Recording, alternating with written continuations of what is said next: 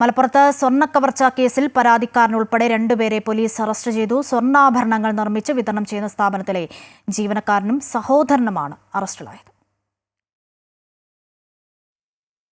സ്വർണ്ണാഭരണങ്ങൾ ജ്വല്ലറികളിലേക്ക് നിർമ്മിച്ചു നൽകുന്ന സ്ഥാപനമായ മലപ്പുറത്തെ നിഖില ബാങ്കിൾസിലെ ജീവനക്കാരൻ സിവേഷ്, സഹോദരൻ ബെൻസു എന്നിവരെയാണ് മഞ്ചേരി പോലീസ് അറസ്റ്റ് ചെയ്തത്.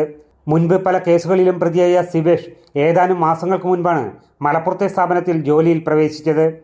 മഞ്ചേരി ഭാഗത്തെ ജ്വല്ലറികളിൽ മോഡലുകൾ കാണിച്ചു കൊടുത്ത് വിൽപ്പന നടത്തി ബാക്കിയുള്ള 117 പവനോളം സ്വർണ്ണാഭരണങ്ങളുമായി തിരിച്ച് സ്കൂട്ടറിൽ മലപ്പുറത്തേക്ക് വരുമ്പോഴായിരുന്നു സ്വർണം കവർന്നത്.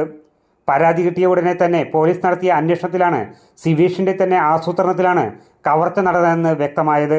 കാട്ടുങ്ങളിൽ ആളൊഴിഞ്ഞ ഒരു ഭാഗത്ത് സ്കൂട്ടർ നിർത്തി അവിടേക്കെത്തിയ മറ്റു പ്രതികൾ സ്കൂട്ടർ മറിച്ചിട്ട് സ്വർണ്ണാഭരണങ്ങൾ അടങ്ങിയ ബാഗുമായി രക്ഷപ്പെടുകയായിരുന്നു. സംഭവസ്ഥലത്തുണ്ടായിരുന്ന ഒരു യുവാവിന്റെ ഇടപെടലാണ് പ്രതികളെ പിടികൂടാൻ നിർണായകമായതെന്ന് പോലീസ് പറഞ്ഞു. പ്രതികളുടെ വാഹനം പിന്തുടർന്ന ഇയാൾ നമ്പർ പ്ലേറ്റ് അടക്കം ഫോട്ടോ എടുത്ത് പോലീസിന് കൈമാറി. തുടർന്ന് വേഗത്തിൽ പോലീസ് പ്രതികളെ കണ്ടെത്തുകയായിരുന്നു. സ്വിഫ്റ്റായിട്ട് പോലീസിന് ആക്ട് ചെയ്യാൻ ഇതിനകത്ത് കഴിഞ്ഞതിന് കാരണം ഒരു സിവിലിയൻ ചെറുപ്പക്കാരനായിട്ടുള്ള ഒരു വ്യക്തിയുടെ ഇടപെടലാണ്.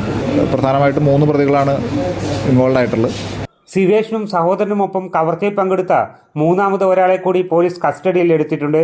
കേസിൽ കൂടുതൽ പ്രതികൾ ഉൾപ്പെട്ടിട്ടുണ്ടോ എന്നും പോലീസ് അന്വേഷിക്കുന്നു. അമൃത ന്യൂസ്, മലപ്പുറം.